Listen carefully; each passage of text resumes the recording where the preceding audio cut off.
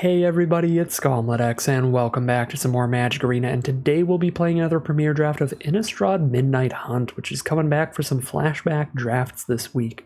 Interesting format, not the most balanced format ever. It's got a pretty massive color imbalance, with red and green being the weakest colors by far, blue and black being the strongest by far.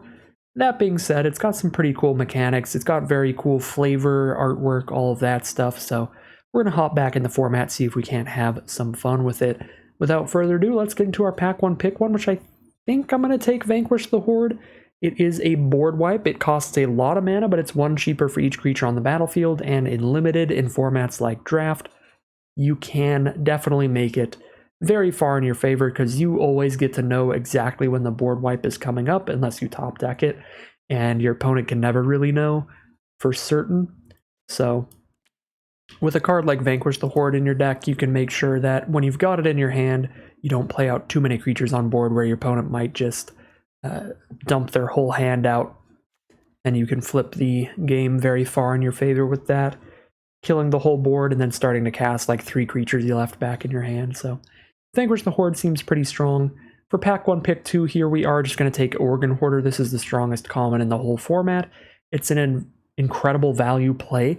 4 mana for a 3/2, and you get to look at the top 3 cards of your library, put 1 into your hand and the rest into your graveyard. So a 4 mana 3/2 that the second it hits the board draws you another card, that card being the best card in the top 3 of your library. And the fact that it puts the other cards in the graveyard means sometimes you can get extra value out of this. If we stick to blue-white here, the extra value that we would get would be off of Disturb cards like Beloved Beggar, where we might mill that and then be able to cast it for 6 mana from the grave. So Organ Hoarder just plays really, really well in the format, and it's already just excellent at face value. For pack 1, pick 3, we see 2 really good removal spells in black and an excellent counter spell in blue. We have Eaten Alive and Foul Play. Part of why the huge color disparity exists is because of the quality of the commons and uncommons. That is kind of the most important thing in draft, and black has like 3-4 removal spells like along the quality of Eaten Alive. There's like Defenestrate and Olivia's Midnight Ambush and stuff, and there's uncommon removal spells like Foul Play. Blue just has a lot of good commons that do different things like Organ Hoarder, Flip the Switch, stuff like that. I think I'm going to go with Flip the Switch here. I think it's pretty much just as good as these removal spells. I do prefer removal spells over counter spells by a little bit, but this is a really good counter spell because most decks can use that Decayed Zombie pretty well. So 3 mana counterless they pay 4 pretty much counters anything until very late in the game, until you're just in a top deck war, and you can get a lot of good value off the Decayed Zombie.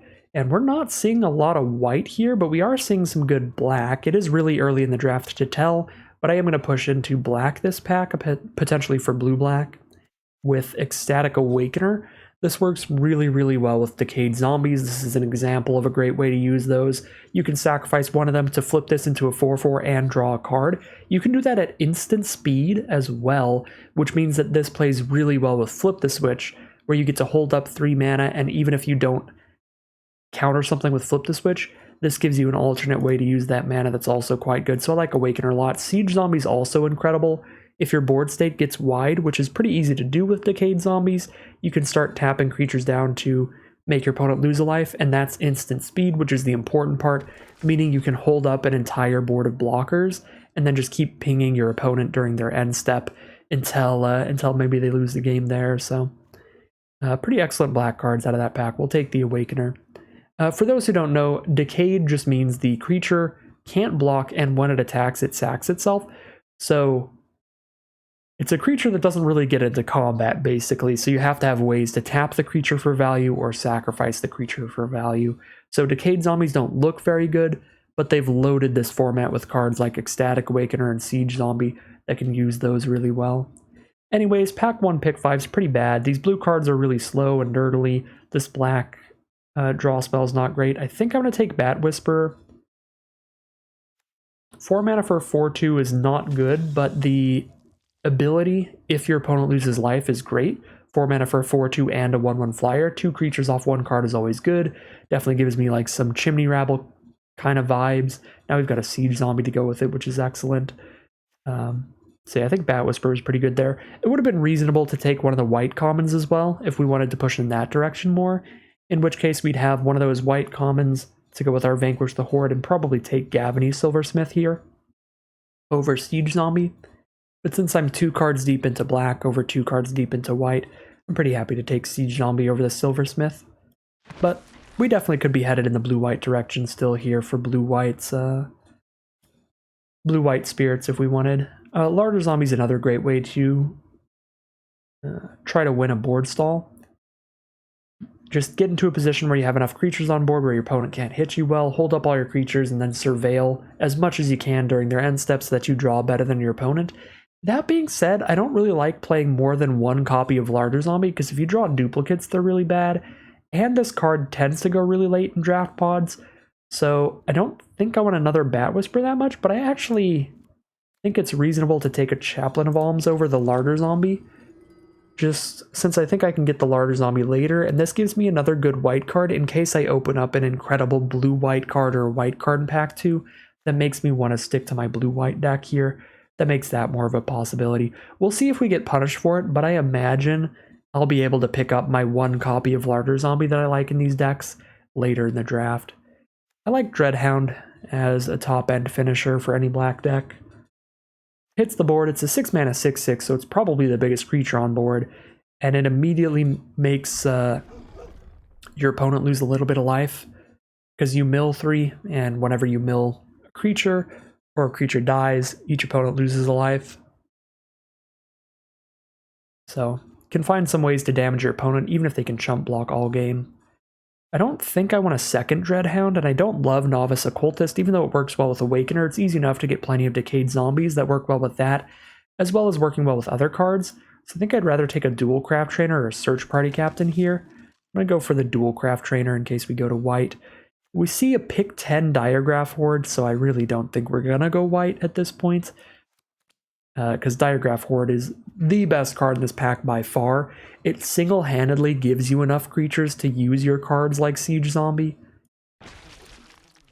And that's if you're on the defensive. If you're on the aggressive, this is 7 damage the turn it attacks. Sure, you have to sack the zombies after that happens, but that's a huge swing in life totals. It also plays well against flashback cards and disturb cards, being able to exile them from grave. Alright, I'm not going to play 2 Sun Gold Barrage if I get pushed into white, so I'll just rare draft the uncommon there. Looking very likely that we're blue-black, but maybe we're black-white at this point, because we saw a lot of good black and a lot of good white late in that pack. I'm not confident that Dual Craft Trainer over the Search Party Captain was the correct pick there, but I think they're both really strong cards. So that pick might come back to bite us if we end up going black-white. I think I'll take Ecstatic Awakener number 2 here, because it's going to play really well for blue-black or black-white. Black-white, the expendable creatures we have are disturbed creatures like Chaplain of Alms. Blue-black, it's obviously the Decayed Zombies. But yeah, Awakener here leaves us open to either archetype still. It's just different archetypes than I thought. We could definitely play a Gavany Trapper, but Ritual Guardian, Sun Gold Barrage are pretty filler. Yeah, we're heavier into white than blue, but we'll see. Take Ecstatic Awakener. Now we have Devoted Graphkeeper for blue-white. That is awkward, because I think we're locked into black. I don't think we get to push to blue-white spirits at this point. But that card is great for blue-white spirits. 2 Awakener, a Siege Zombie, a Bat Whisper, a Diagraph Horde, a Dreadhound. We do not have a single bad black card. Our worst is Bat Whisper, which is still good. Yeah, I don't think I take Graphkeeper and push off of black here. Probably just take a Siege Zombie or a No Way Out here. Ghoulish Procession's cool, but pretty slow. I'm going to take a Siege Zombie. Could also take Revenge of the Drowned or Fading Hope for blue interaction, but I don't think these white spells are good enough to take over Siege Zombie. Alright, pack 2, pick 3, get another Diagraph Horde or an Olivia's Midnight Ambush. I don't think I actually have any removal yet in black, so Midnight Ambush feels important. Diagraph Horde's a very, very good card, but I want to have removal spells. So let's grab a Midnight Ambush. Okay. Brawl from the Cellars, really good in blue-black and solid for any black deck. Return a creature from grave to hand, put a +1/+1 counter on a zombie. You can do that twice thanks to flashback. Take Crawl from the Cellar. Maybe we just go mono black and just say screw it, whatever. Mono black. Get out of here, blue and white. I don't care anymore. All right, I don't love Celestis Sanctifier. I do like Shipwreck Sifters quite a bit. However, it's not going to be good in blue-black because we're not going to have enough spirits to discard to this or disturb cards to discard to this. But it would be good in blue-white, but I think we're really not doing that. I still think I'd rather take it than Locked in the Cemetery. Alright, so that pack was a little bit of a miss for us. Alright, Sun Gold Sentinel, pick 6.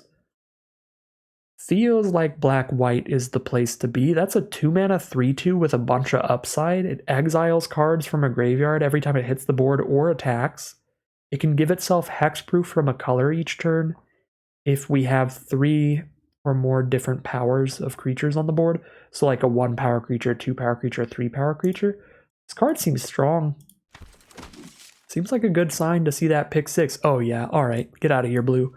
This pack is nuts. Lunarch Veteran is really good with Ecstatic Awakener.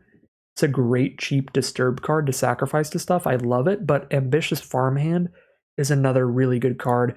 Great value the second it hits the board because it's like a Skittering Surveyor kind of card where it's a 2-for-1, 2 mana for a 1/1 and draw planes out of your deck. And then if you flip it later, it's a 3/3 lifelink, which is pretty beefy, pretty significant. So I really like Ambitious Farmhand and I'll take that there.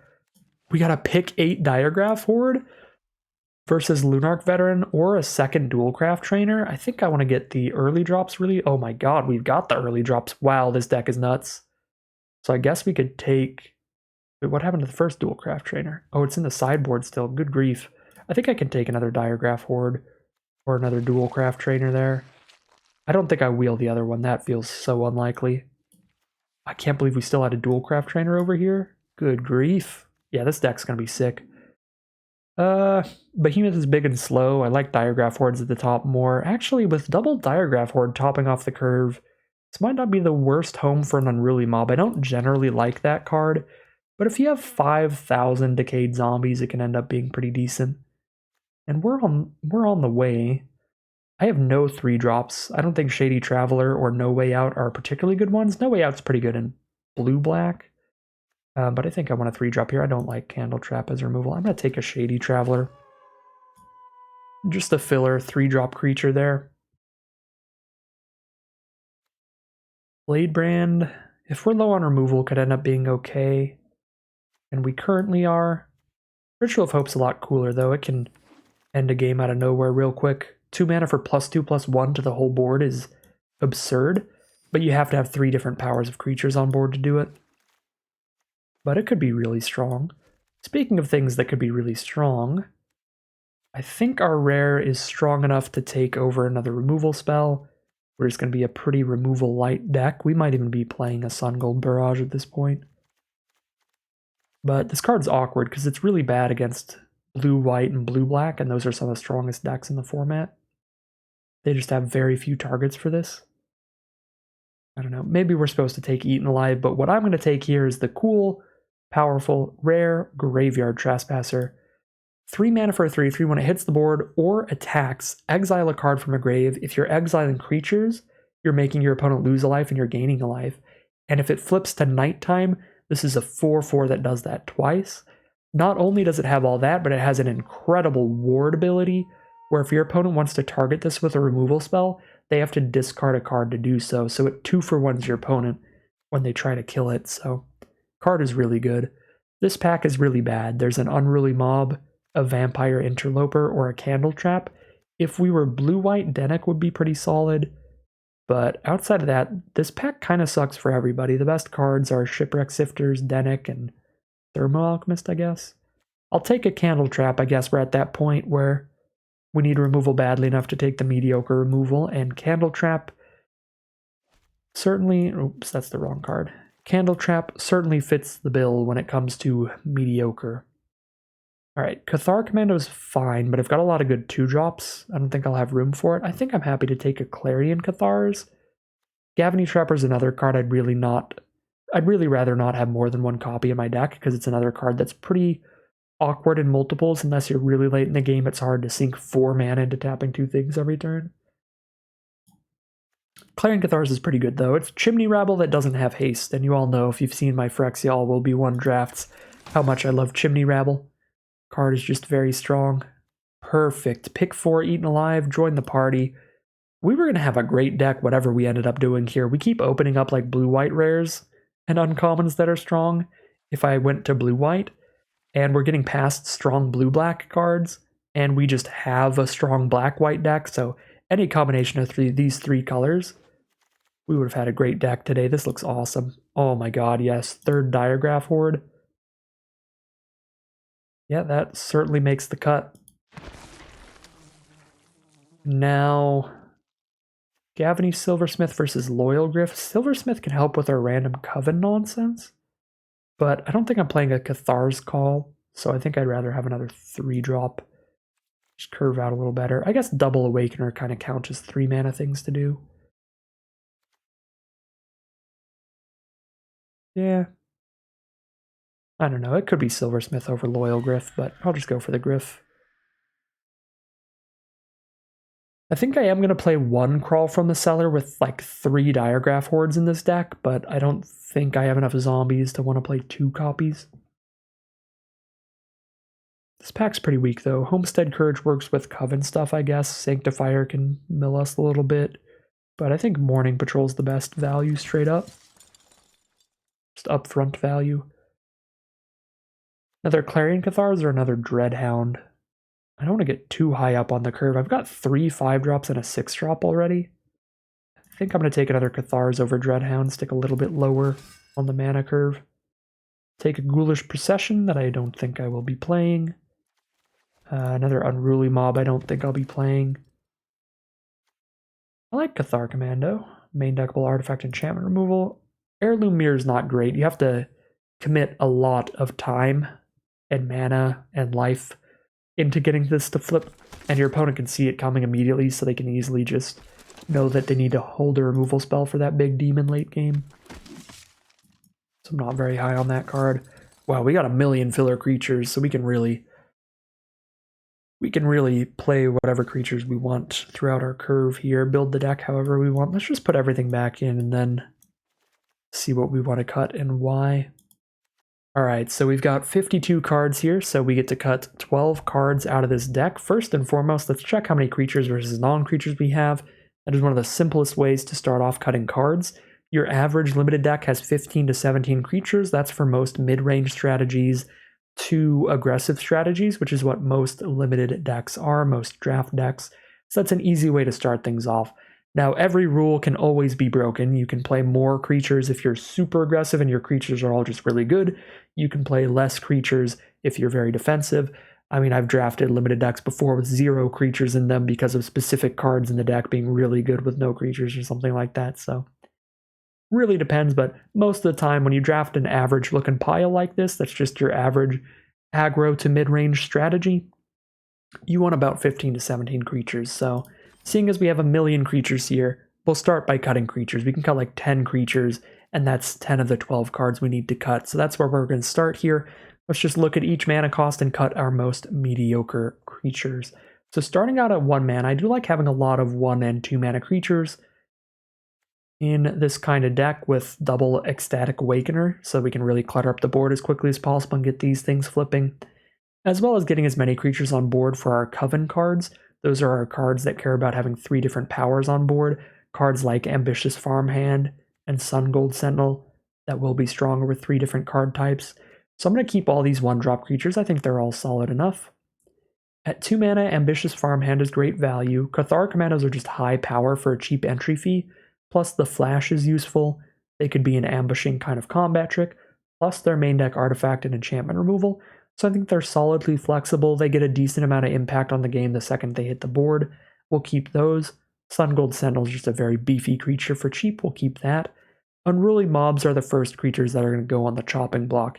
Even though this is the exact archetype for Unruly Mob, this is the one deck it's really designed for in this format, I think it's really slow to make a decent impact on the game.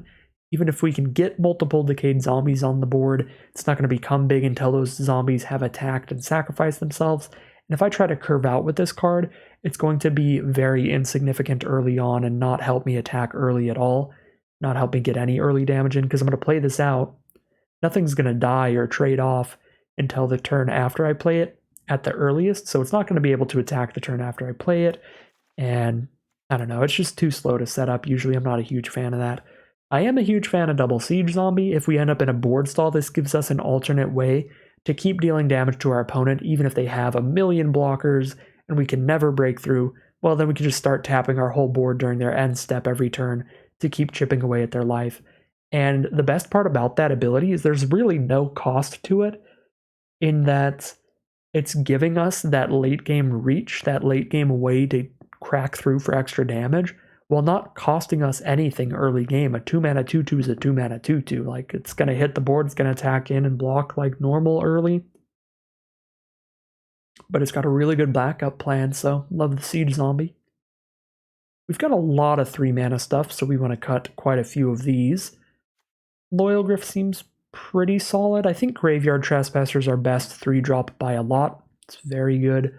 Loyal Griff is solid. The other thing about our 3-mana cards that could let us cut even more of them is that we have 2 Ecstatic Awakener, which is something for us to do on turn 3. We can flip these into the Awoken Demon. So I think we can cut a lot of these. Ritual Guardians are quite filler. They're pretty bad unless you're triggering Coven, at which case they just get okay. They're still going to trade off into a 2-power creature.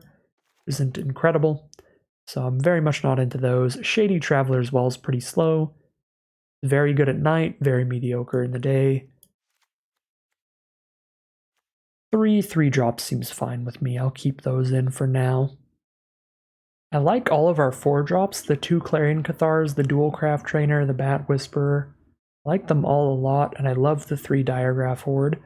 Love the Dreadhound at the top end, so that's all the mediocre cards. I really like the rest of our creatures, but I do ideally want to cut 4 more minimum. Get down to 17 creatures here. 2 Cathars, 1 Bat Whisper is a bit redundant, so I guess we can split the difference there and go 1 Cathars, 1 Whispers.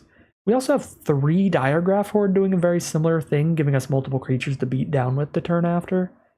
So maybe cut another one of these to just keep triple Horde in, because I don't think I want to cut one of those, even though it's a lot of 5-mana cards.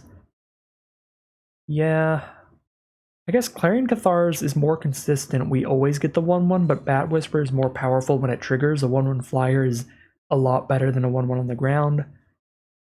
And this is 5 power versus 4 power total as well. Yeah, Bat Whisper is less consistent though, because if we can't get in for damage, it's just a 4/2. I think I'm going to go for consistency here and drop the Bat Whisperer. That could be wrong though, but I'll cut that. Still 1 more to cut, still 2 more to cut. Weakest 3-drop we have left is Morning Patrol, not because it's bad, like, we get decent value from being able to play both halves of this card, but neither half is great for the mana cost, so a bit of a mana investment, bit of a mana sink. I don't know, maybe Loyal Griff's a little bit better than it. Or a little bit worse than it. I like Loyal Griff with triple Diagraph Horde, that's cute. I'm going to keep Loyal Griff. And again, 15 to 17 isn't a hard rule. We can go a little high here and go for 18 creatures. I think I'm fine with that, because I think we have worse non-creature cards than we have creatures left in this deck by a lot. So I think we can find 4 of these non-creatures that are much worse than any of these creatures. And speaking of that, let's move on to the non-creature cards. Now, I think I'm going to be a removal light deck. I don't love that, but Eaten Alive and Olivia's Midnight Ambush are both significantly better removal spells than the rest that we have in this deck. The rest have some pretty glaring flaws. So Sun Gold Barrage is very bad against certain matchups. Not very good against blue-red. Not very good against blue-white. Not very good against blue-black. Blue-white and blue-black we're going to see a lot of because they're the strongest decks in the format. And then blue-red is just also a deck that it happens to be bad against, so this could be just a dead card in our hand a lot of the time, whereas Eaten Alive and Olivia's Midnight Ambush should basically never be a dead card. Cathar's Call is not a card that I love. There's a lot of great removal in this format, despite appearances. We didn't draft a lot of it, but there is a lot of really good removal in this format, and a lot of good interaction in general. The blue decks have about a million ways to be able to bounce your cards. There's an uncommon unsummon. There's a common unsummon called the Geist Wave. There's a common Griptide spell that puts a card on top or bottom of your deck. That's Revenge of the Drowned. There's just a lot of ways to really ruin you for playing an aura, so I don't really like auras in the format, where you put this on your creature and your opponent just bounces your creature back to your hand. There goes your Cathar's Call, and you have to spend all your mana recasting that creature next turn. Or you put this on your creature, they spend a removal spell, you got 2 for 1, you lost your creature and your Cathar's Call, so not a huge fan of that. Other cards to cut, Ghoulish Procession always plays a bit slow to me, very similarly to that Unruly Mob, where you need to be trading off really quickly for this card to really be triggering, and that doesn't always happen. And when it doesn't happen, you've just spent your mana and this is sitting there doing nothing, which is pretty bad, so not a huge fan of that. And then for the last cut, it would be between Ritual of Hope and Candle Trap. I think these are both relatively mediocre. I think we don't need Ritual of Hope in this deck. I think we have enough creatures and an aggressive enough curve to try to beat down without this card pushing in for that extra damage, and if our opponent does get to a board state where we can't break through anymore, we don't really need Ritual of Hope because we have other cards in our deck that are doing other things that also give us ways to win in a board stall.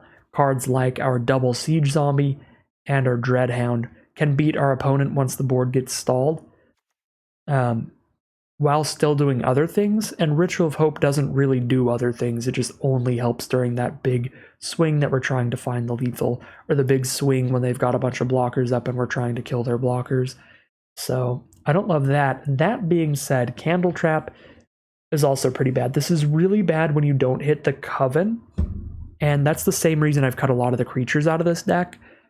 Ideally, you want your cards to be pretty solid no matter what, not require that much of a build around, and Candle Trap is certainly not.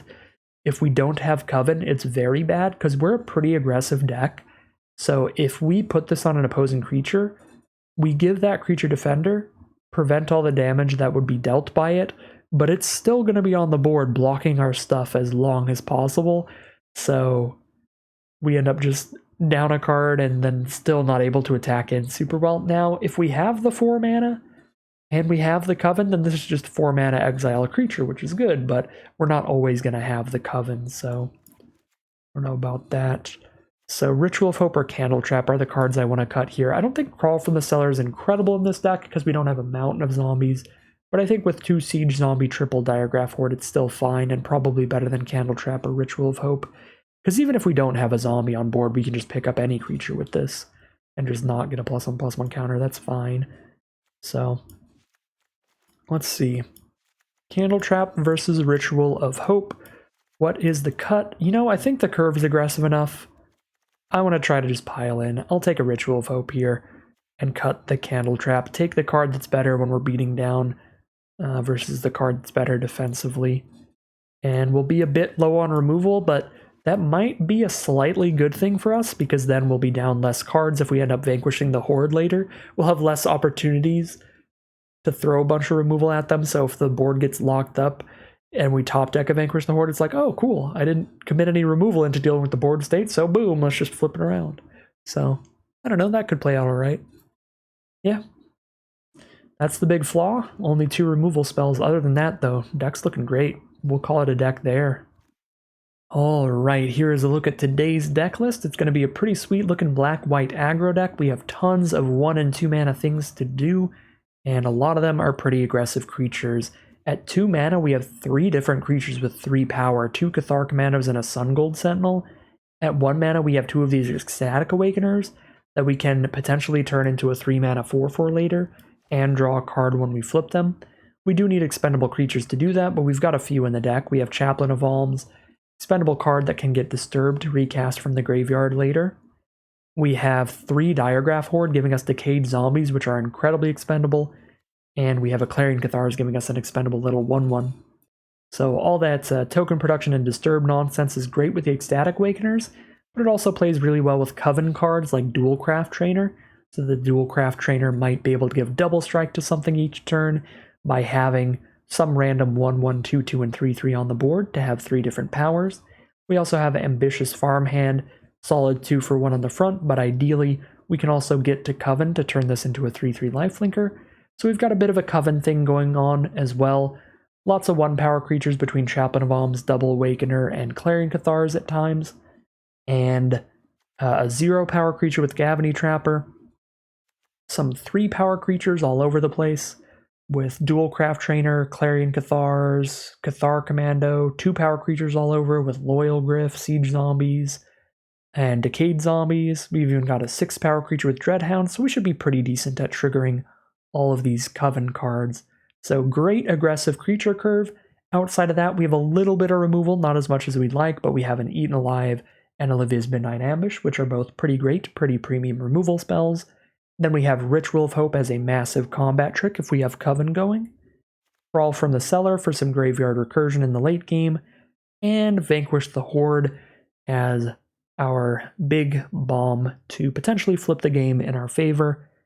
If we have it in our hand early and know that there's a board wipe coming, our opponent might overcommit, and then we just use this to flip the board in our favor. So we'll see how things play out, but it looks like a pretty sweet deck for the return to Innistrad Midnight Hunt. So without further ado, let's head into the gameplay, see how it does. Alright, here we are on the play for game 1. This Ecstatic Awakener is not going to flip for quite some time, but that's okay because we have great cards to sacrifice to it with our Diregraph Horde later. So for now, we'll just hold up Olivia's Midnight Ambush and run out a Graveyard Trespasser turn 3. Should be pretty hard for our opponent to deal with it, because even if they immediately have removal for it, they have to discard a card as well to kill it. That's pretty good.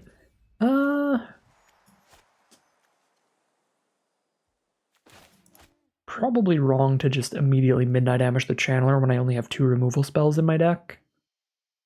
But if they play a removal spell that does damage, that flips into a 3/3 and potentially draws extra cards and stuff, I'm just going to curve out as efficiently as possible and use all my mana each turn here for now. Drop the Graveyard Trespasser, exile that from their grave.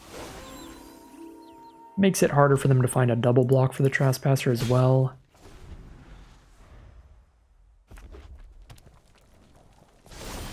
Alright, they didn't have a play this turn, which means we get to flip our Glutton, which is awesome for us. The only thing that's a little bit not awesome is that we just draw our 6th land, so we don't have anything to play this turn either. But we'll play a Diregraph Horde next turn, and that'll be real strong. Alright, well, Harvesttide Assailant is going to put a stop on our attacks here, unless we want to just trade into that. I don't love a trade into that, but that gives us a play next turn that's pretty good, where we just crawl from the Cellar and cast the Glutton again. I guess I already have a play next turn of just flipping Awakener, sacking a 2/2. But with Crawl from the Cellar in hand, I actually do think I trade aggressively.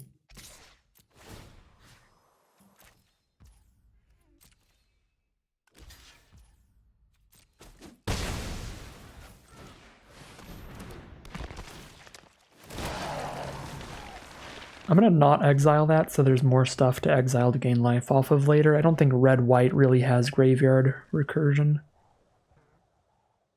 White might have a tiny bit. Soul Guide Griff. Oh, they get to exile the Trespasser? No! How did they know? Well, land number 7 for us. We'll definitely flip Awakener and see what we hit.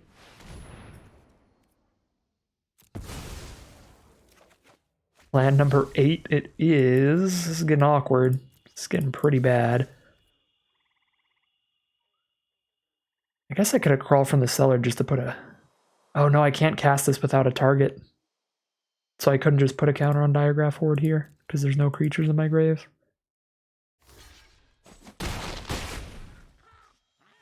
Wow, yeah. This Soul Guide Griff was actually an MVP for our opponent here, because if it weren't for that, Diregraph Horde would have attacked as a 4/5, and we would play our Midnight Ambusher this turn. Oh my god.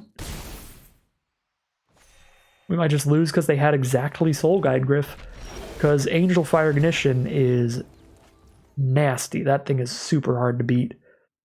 2 +1/+1 counters onto a creature. Vigilance, Trample, Lifelink, Indestructible, Haste. They get to do it again next turn, which means they gain 7 in this guy. And yeah, Dual Craft Trader's just not enough here. We've got Coven, so I can give Double Strike.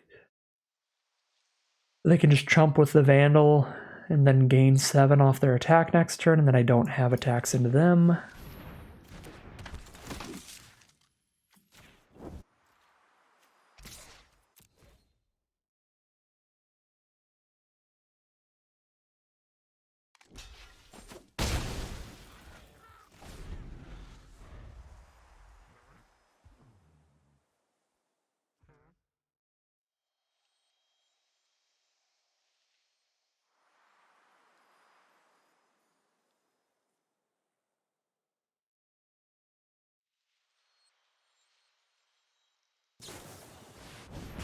Burn the Accursed on the Awoken Demon, also shoots me in the face for 2.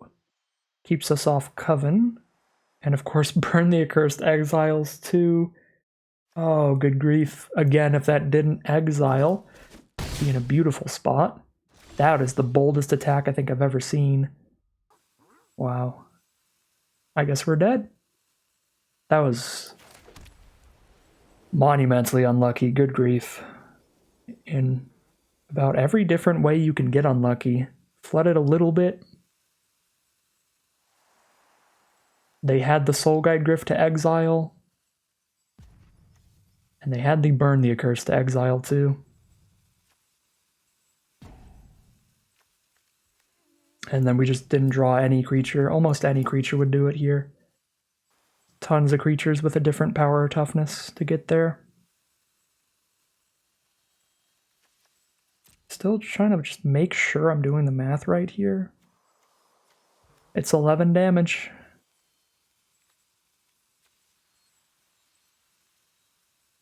I mean, I guess I'm not dead on board. But they play any creature and I'm dead. Just any creature that costs 2 or less, they play it, then give that creature the Vigilance, Trample, Lifelink, and Indestructible Haste.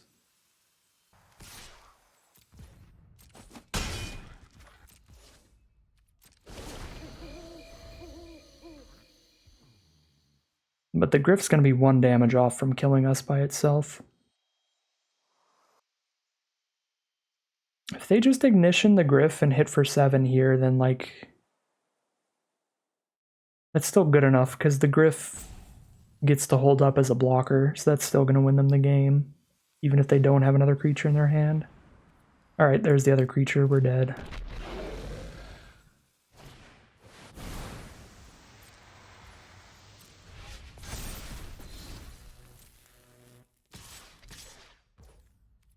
Again, not like on board, but we're basically dead. Die to the flyer next turn.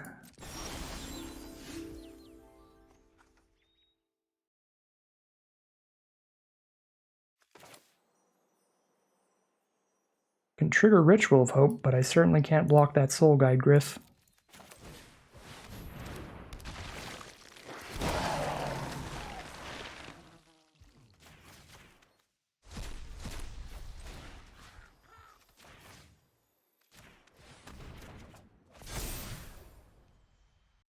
Hit them for 14 if they don't block anybody. That's the best I can do, though. And they'll just block the Decayed Zombie anyway and just take 10.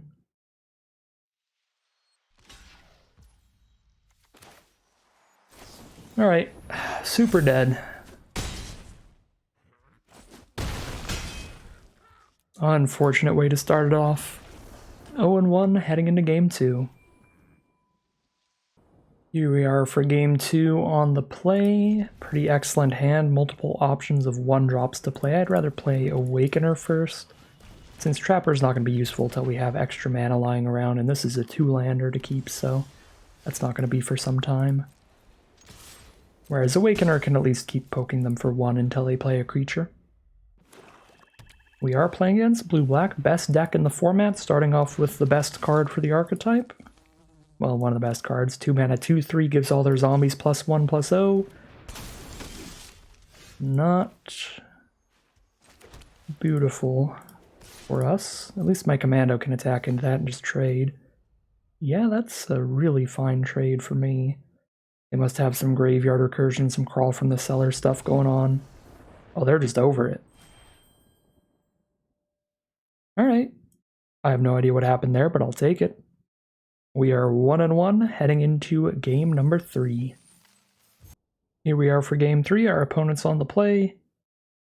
Keep this. Another 2-lander, but we got a great 1-drop, a great 2-drop. Some cheap removal. Our opponent's on white. They start with a Lunarch Veteran. And great Disturb card. Both halves of the card are pretty nice. They're on green-white here. Take my 1 damage. And they drop a Candlegrove Witch. Solid 2-drop. It can get flying when they have Coven, when they have 3 different powers of creature on board. Should drop the Sun Gold Sentinel. Spooky large creature.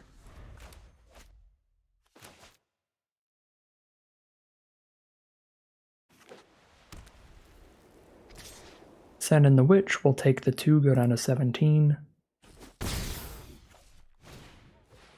Another Lunarch Veteran for our opponent. The Diregraph Horde coming up on turn 5 to work with our Ecstatic Awakener. Could 2-for-1 myself, sacking like a Siege Zombie to eat one of their creatures alive, but I would rather wait till Diregraph Horde and try to take over from there. Might have to start making some trades on blocks. Because this does not look like a game we're going to get particularly aggressive when they have multiple Disturbed creatures out.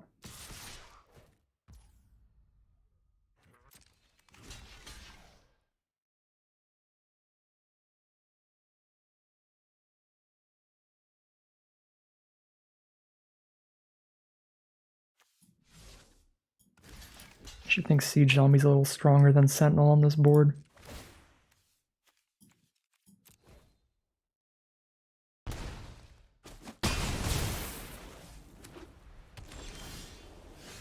Chaplain of Alms is an excellent draw. Now I can play this and flip Awakener into a 4/4. Could do that on blocks. Or I can send in... If they play any creature that's not 1 or 2 power, then the Witch is going to be flying anyway, so I think I'd rather send in. Because it's likely that the Candlegrove Witch hits Coven. Okay. Yeah, so it's got Coven. And they're just going to double block with a 3/1 and a 1/1 here. Replay a Lunarch Veteran from grave. Pretty strong. Still think it's worth the flip, though. Well, yeah, I mean, I'm really trying to hit land 5, so I think it's worth the flip to draw a card.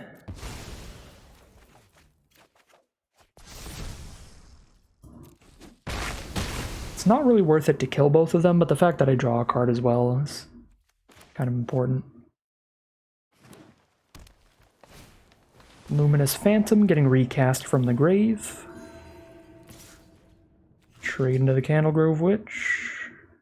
Because, again, that's likely to be a flyer at other times. Even though I'm about to play 3/3s and 3/4s to block it, I'm not going to be playing flyers to block it. Crawl from the Cellar is the draw. Pretty nice. I think I'm just on Clarion Cathars, though.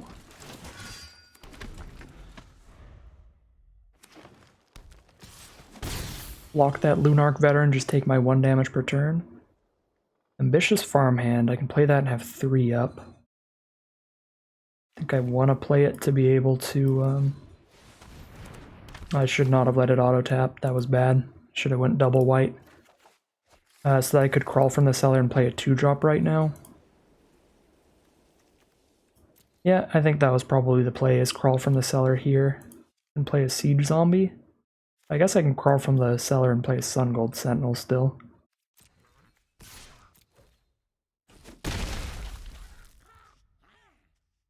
It's fine. Yeah, let's... Well, do I have Coven? I do not have Coven. So I might want to get a 2-power creature, which I can't do because I tapped out of my black mana. Yeah, no, I really wanted to get Siege Zombie here. It's probably better to just save it for extra value later at that point then. All I do is play a 3-2. Another Diagraph Horde? Alright. Game plan solidified. Diagraph Horde and a Diagraph Horde. And that should probably just win us the game. It's gonna be ridiculous. So much power on the board. And then if one of the Diagraph Hordes dies, I get another. They have 3 Lunarch Veterans. They've gotten a lot of breathing room. They're gonna have a lot of flyers, potentially.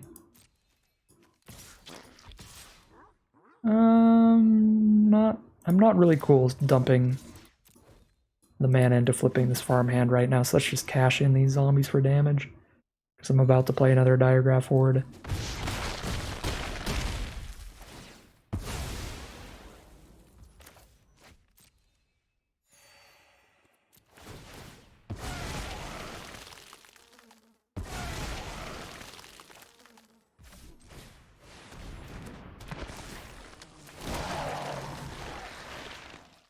Alright. All gas, no brakes. Opponent gives us the GG. And they scoop them up. They just hit a lot of lands in the end.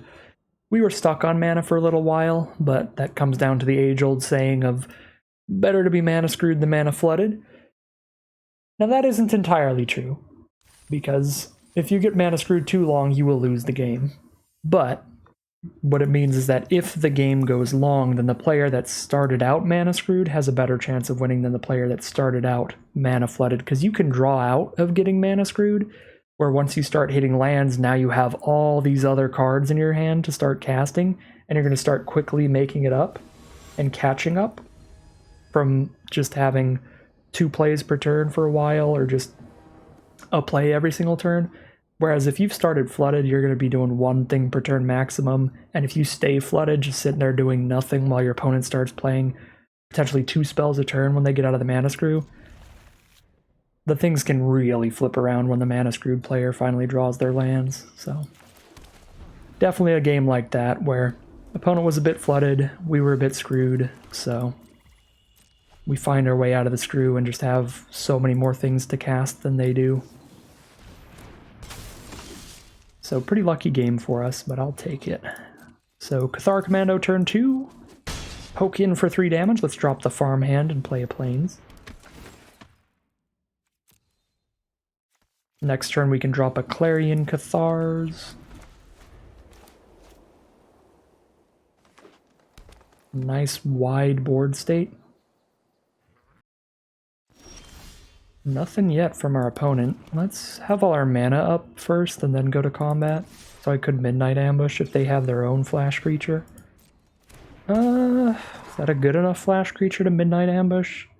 If I don't Midnight Ambush it, they're gonna kill the farmhand for free.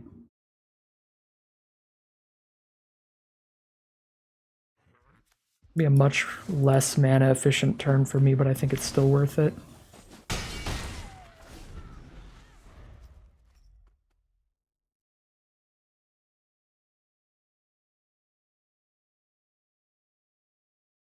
If it were only offering trades, there's no way I would cast that Midnight Ambush. I would just let it happen. But the fact that it was going to kill one of our creatures without them losing a creature, because I think I'd rather just get that thing off the board. Eccentric Farmer is a great value play. That is Green's Organ Hoarder.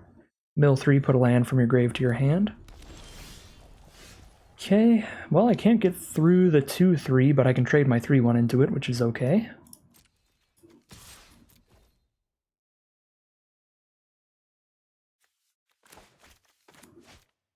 This might be the reverse of last game, unfortunately. We've drawn into land number 7 and our opponent has just hit land 4 off of the Eccentric Farmer. So I don't think they have any other lands in their hand. I think they did miss a land drop. And we are definitely going to hit every land drop, but I'm not sure that's a positive. At this rate, I'm going to be mana efficient here and just pick up the 3-1. It's going to be a while until there's a better card in my graveyard to pick up.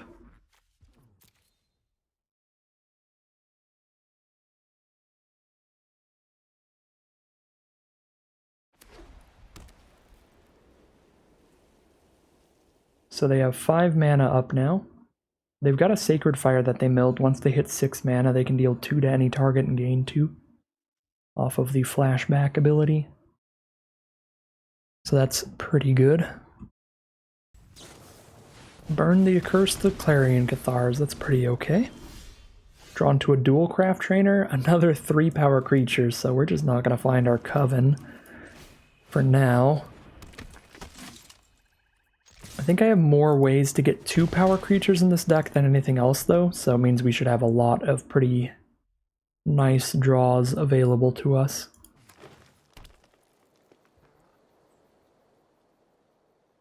Actually no, I probably have more 3 powers than 2 powers. Rem Careless, Stalwart Slayer. Damage would be dealt to one of their permanents. If a spell would deal damage to it, they prevent the damage. If a spell would deal damage to our stuff, it does 1 more. So all their burn spells do an extra damage now. They're just going to hold it up as a blocker. Let's drop the Commandos that can attack next turn. They're going to Sacred Fire the Dual Craft Trainer. Wow, that is really good with Rem. I can pick up the Dual Craft Trainer again, but it's not gonna Coven and I can't afford to cast it this turn.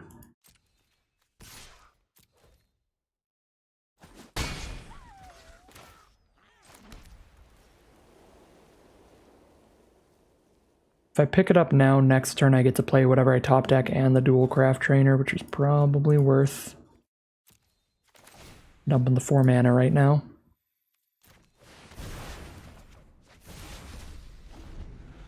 Yeah, so I don't think we can win against double Sacred Fire now, because they are at the 6 mana to recast those from graves, so that's going to kill 2 more of our creatures and gain them 4 more life. And we're still just on the top deck. We're playing off the top. Got our 8th land in hand, and the Dual Craft Trainer that we picked up, but that's it. Yep, recast the Sacred Fire. Play Mountain. And there's our 9th land.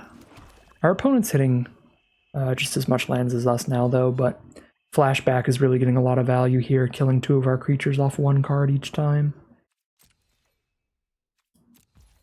I think I just hold on to this Dual Craft Trainer at this point, because if I play it, they just Sacred Fire it. I could try to wait until I have a 2 power creature on board to flip the farmhand and start attacking with that. There's their 8th land.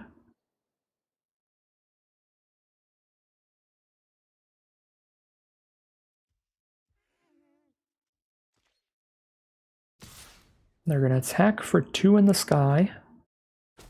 We're down to 16. An Ardent Elementalist to put the Sacred Fire back into their hand? Or a Burn the Accursed or whatever. Yeah, Burn the Accursed. Another great 2-for-1 play, and now a Silversmith to buff up their Flyer and their Elementalist, I'm guessing? No, Flyer and the Silversmith. That way they can block 3 power creatures well.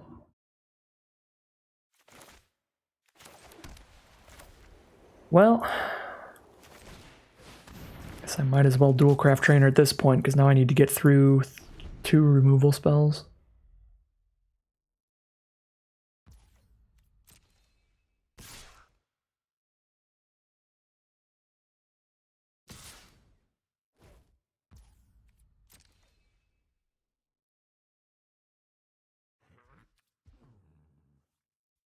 Could have played Commando and went for a double block, but then they have 2 removal spells to play as responses. Any blocks that I try to kill Silversmith with, they can just removal spell in response. And 2-for-1 me. Block with a 3/3 and a 1/1, or a 3/1 and a 1/1, and then they just removal spell, kill both, and still have the Silversmith.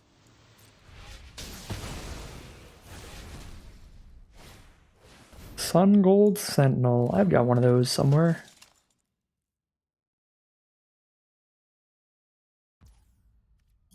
Exiles our Dual Craft Trainer.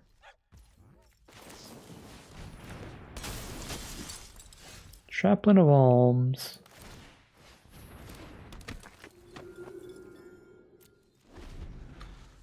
Our 1-drops on turn 9 are not the scariest cards. But we'll still send it out there. It's part of the team.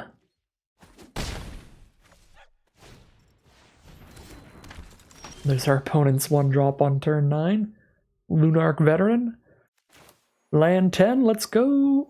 I should probably hold it.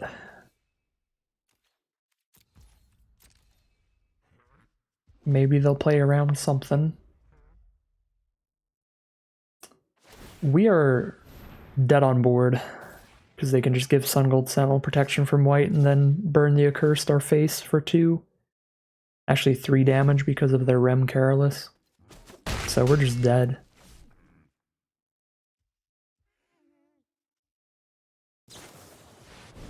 Yep. They picked our one creature that could theoretically have a sacrifice ability though, so if there was any artifacts or enchantments on board, we could have sacked that to counter the Burn the Accursed, but yeah, kind of just flooded out, ran out of gas in the end, not much to be done there. Very good stuff from their flashback cards, getting those 2-for-1s to clear out the board and be far ahead in card advantage, so 2-2 it'll be, heading into game number 5. Here we are for game 5. This is a really slow hand, but we can try to rely on a Vanquish the Horde to flip things around. I think it's got to be a mulligan, though. No plays till turn 4, and I need to hit lands to play them. And I can hit the lands. I'm on the draw, and I don't need to draw land till turn 4, but still, it's not a super strong play. It's not till Vanquish the Horde that things get crazy. Let's take the mulligan. Don't love the 2-lander, but I think I'll keep it here. Getting rid of Crawl from the Cellar because it's basically just as late game of a play as the Dreadhound. Being a graveyard recursion card exclusively. We are playing against blue-red. Blue-red is a spell slinger's archetype in this format, basically like always.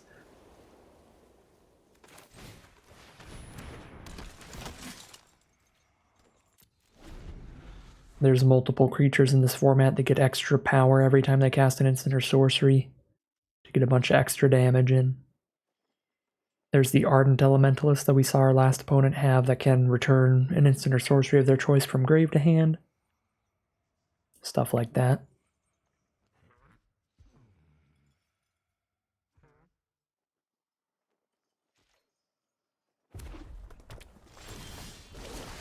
Alright, opponent's going to pass turn, so the Astronomer gets the value from flipping from day to night. Lets them discard any number of cards and draw that many. It's only up to 2, but still. And they've got the 3 mana up for Flip the Switch, which is counter spell unless I pay 4. So, you hate to see it. I think it's alright if they want to counter my Siege Zombie, and I don't think I want to try to Midnight Ambush the Astronomer right now to get the Sentinel in, especially not just main phase 1 when they have the 3 mana up. Maybe if I want to do this, I should do it during their end step. But I think it's probably fine to just roll out the zombie.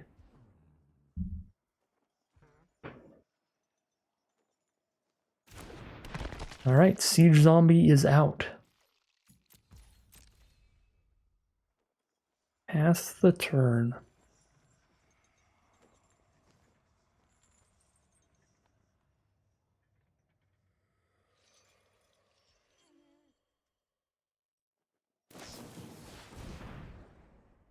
Cathartic Pyre, so they had removal in hand. If they attack in with Astronomer, that's 1 less creature to block the Sentinel with, so I actually will cash in the 1 damage.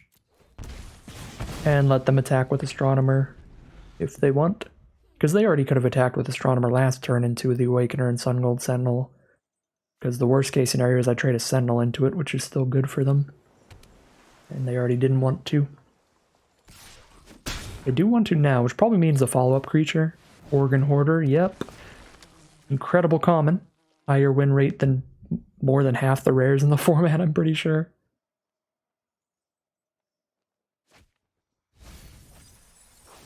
Alright, and it mills them a flashback card, which is great. We miss a land drop here from hitting dual Craft Trainer, but we did keep a 2-lander, so that's to be expected. We're going to miss a couple land drops. Cannot do a lot here. Could Midnight Ambush and send in. Then I am down a Midnight Ambush. It's currently nighttime, which means Midnight Ambush is a -13 spell. So feels like I don't want to use that. I'm just going to sit here and have a staring contest with our opponent for a while. Until I hit 5 mana. Well, 4 or 5 mana. I'm just going to dump these out each turn that I have the mana to.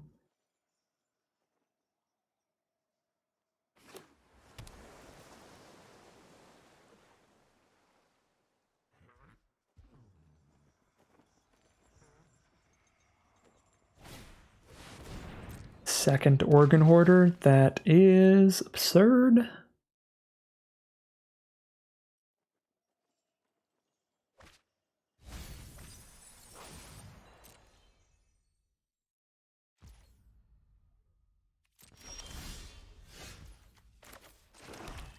This hand is certainly too slow to beat Organ Hoarders aggressively, because Organ Hoarders are really good at beating aggro decks because it hits the board and draws you another creature. So if I trade something like a Sun Gold Sentinel into this, I'm down a card every time I do that because their Organ Hoarder gave them an Organ Hoarder and another creature to play to trade into my next card. Whereas my Sun Gold Sentinel just gave me one Sun Gold Sentinel. So in the terms of card economy, card advantage, all that stuff, the Organ Hoarder decks are always going to beat the aggro decks once they hit the Organ Hoarder mana, if they have a stable board, and they have a very stable board. So it's looking really bad for us, unless we can top deck our board wipe, maybe.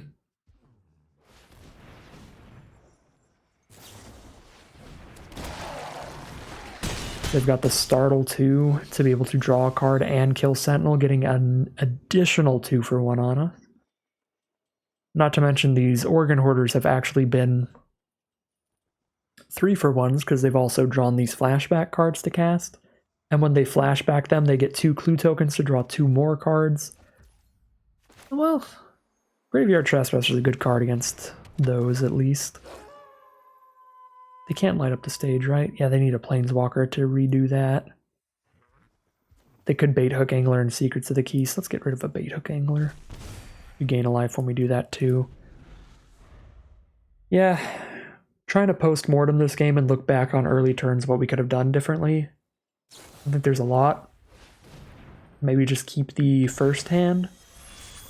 Outside of that, I guess I could have sacked a Sentinel to flip Awakener. That never feels good, but maybe sack a Siege Zombie to flip Awakener. Never feels good, but having a 4/4 on the board potentially would have mattered.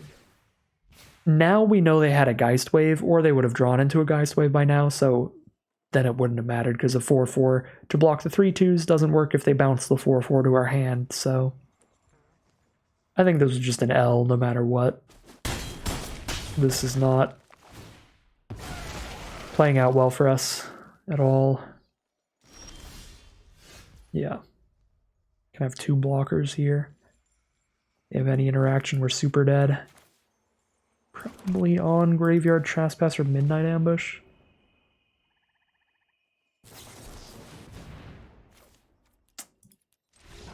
I'm not technically dead yet, but I'm over it. I go to 2. Alright. 2 and 3 today. It's pretty rough. I think this deck was way better than that, but we had some rough games. Rough games. Taking a look at the deck again, I don't think there was anything massively wrong with the deck. You know, the only thing was that the removal isn't great. But we were drawing removal in those games that we were losing. I don't know. Mainly just played against some slightly better decks, slightly better draws. Didn't feel like there were any glaring gameplay or deck building errors or drafting errors or anything like that. Feels like we got slightly outclassed by better draws and better decks. Last 2 victories, our opponents just played a million 2-for-1s on us, and we did not get a good aggressive start either time. There was nothing we could do about that, though, because both times we played our hands out as aggressively as we could, and there's no way that we should have mulliganed the hands that we kept. in those last 2 rounds. Maybe I shouldn't have mulliganed the very first hand that I had in our final loss. But I don't think there's any argument that I should have mulliganed the 6-card hand that we kept that round, or the card that we kept the second loss that we had. That's mostly it. There were little things I could have done differently in gameplay, obviously like flipping Awakeners, sacrificing 2/2s and stuff. But even that, in hindsight, with what we knew that they were drawing into, wouldn't have saved us with Geist Waves and stuff like that. Just didn't seem like a number of particularly winnable games today. So, pretty solid deck. It's just a 2-3 record, which is quite unfortunate. That is very much, I think, on the lower end of the spectrum for this deck. If I had to guess, if I had to bet, before I played these games, I would have said this is a 4-3 to 6-3 on average, with a chance of going 7 wins, with a chance of going lower than 4 wins. But I think most of the time, 4 to 6 wins would be reasonable for this. But got the lower end of the spectrum today. Had some rough games of Magic, just get 2 and 3. But that is going to end today's video. As always, I'd like to thank my patrons very much for supporting this channel, as well as you for watching the videos. If you're interested in seeing more videos like this, you can always like, comment, and subscribe to tell the YouTube algorithm to send you some more in your recommended feed. If you'd like to catch me live, you can check out the Twitch channel in the link in the description below, and if you'd like to support the channel directly, you can join the Patreons at the link in the description below. Other than that, as always, thank you very much for watching, and I'll see you again soon for some more Magic Arena.